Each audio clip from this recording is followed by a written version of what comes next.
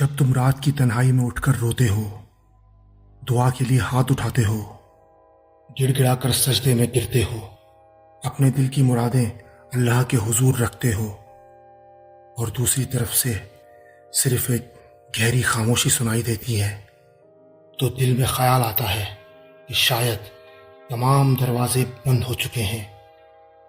ذہن میں یہ سوال ابھرتا ہے، کیا واقعاً خدا خاموش ہے؟ نہیں، بالکل نہیں۔ شاید تم اس بار کسی آزمائش میں نہیں بلکہ تربیت میں ہو۔ جیسے حضرت یوسف علیہ السلام کے ہاتھوں میں زنجیریں تھیں، لیکن تقدیر میں تخت و تاج لکھا جا چکا تھا۔ اللہ بعض اوقات قید کرتا ہے تاکہ انسان آزادی کا مفہوم سمجھ سکے۔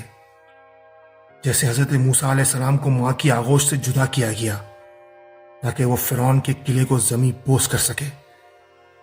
جب دکھ اللہ کی راہ میں آتے ہیں تو وہی درد تدبیر میں ڈھل جاتے ہیں۔ جیسے حضرت ابراہیم علیہ السلام کو آگ میں ڈالا گیا، لیکن وہی آگ ان کے لیے گلے گلزار بن گئی۔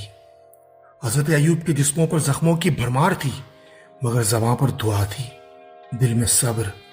اللہ نے وہ سب لوٹا دیا جو دنیا ان سے چھین چکی تھی۔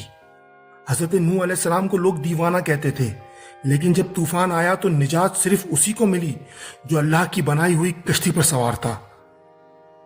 حضرت یونس علیہ السلام تنہا تھے، اندھیروں میں، مچھلی کے پیٹ میں، لیکن جب انہوں نے اللہ تعالیٰ کو پکارا تو اللہ نے وہاں بھی اندھیروں میں راستہ بنا دیا۔